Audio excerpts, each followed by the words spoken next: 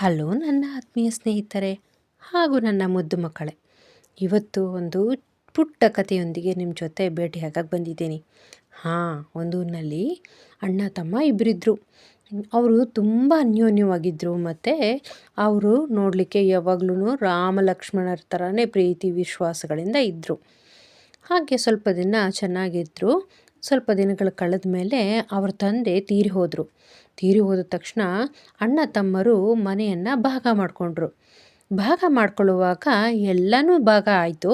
ಆದರೆ ಮನೆಯಲ್ಲಿ ಒಂದೇ ಒಂದು ಹಸು ಇತ್ತು. ಹಸುನ ಹೇಗೆ ಭಾಗ ಮಾಡೋದು ಅಂತ ಒಂದು ಚಿಂತೆ ಬಂತು.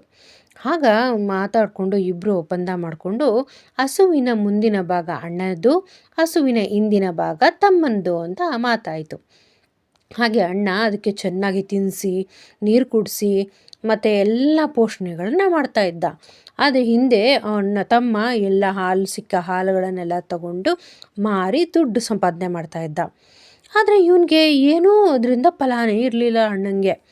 ಆದ್ದರಿಂದ ಅವನೇನು ಮಾಡ್ದ, ನೋಡ್ತಾನೆ ಇದ್ದ, ಇದೇನಿದು ಹಿಂಗಾಯ್ತಲ್ಲ ಅಂತ ಅನ್ಕೊತಾನೇ ಇದ್ದ. ಆದರೆ ಊರಿನಲ್ಲಿ ಒಬ್ಬ ಹಿರಿಯರು ಅದನ್ನ ನೋಡಿ, ನಿನಗೆ ಮೋಸ ಆಗ್ತಾ ಇದ್ದೆ ಅಲ್ವಾ, ನೀನು ಕೇಳ್ಬೋದಲ್ವ ನಿನ್ನ ತಮ್ಮನ್ನ, ಇಬ್ಬರು ಬಂದಿನ ಹಾಲಿನ ದುಡ್ಡಲ್ಲಿ ಇಬ್ಬರೂ ಶೇರ್ ಮಾಡ್ಕೋಬೋದಲ್ವಾ ಅಂತ ಹೇಳಿದರು. ಆವಾಗ ತಮ್ಮನ ಹತ್ರ ಹೋಗಿ ಅಣ್ಣ ಕೇಳ್ದ, ಏಕೆ ಹಿಂಗೆ ಮಾಡ್ತಾ ಇದೆಯಾ ನೀನು, ನನಗೆ ಬಂದಿರೋ ಹಾಲಿನ ದುಡ್ಡಲ್ಲಿ ಇಬ್ಬರು ಶೇರ್ ಮಾಡ್ಕೊಳ್ಳೋಣ ಅಂತ.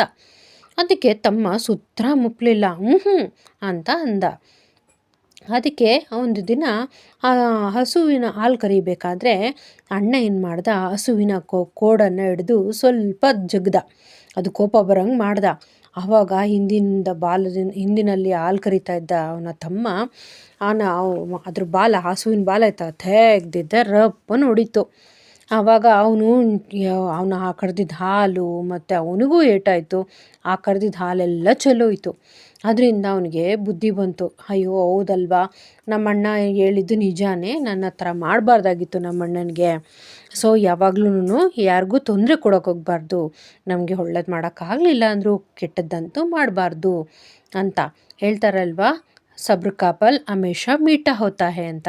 ಅಂದರೆ ಕಾದು ನಾವು ಯಾವುದನ್ನು ಪಡ್ಕೋಬೇಕು, ಅದನ್ನು ಬಿಟ್ಬಿಟ್ಟು ಯಾವಾಗಲೂ ನಾವು ಆ ಥರಕ್ಕೆ ಯಾರಿದ್ದೂ ಕೂಡ ಕೈ ಚಾಚಿ ಕಿತ್ಕೋಬಾರ್ದು ಅಂತ. ಅರ್ಥ ಆಯ್ತಲ್ಲ ಮಕ್ಕಳೇ? ಈ ನೀತಿ ನಿಮ್ಗೆ ಇವತ್ತಿನ ಕಥೆಯಲ್ಲಿ ತಿಳಿದಿದೆ ಅನ್ಕೊತೀನಿ.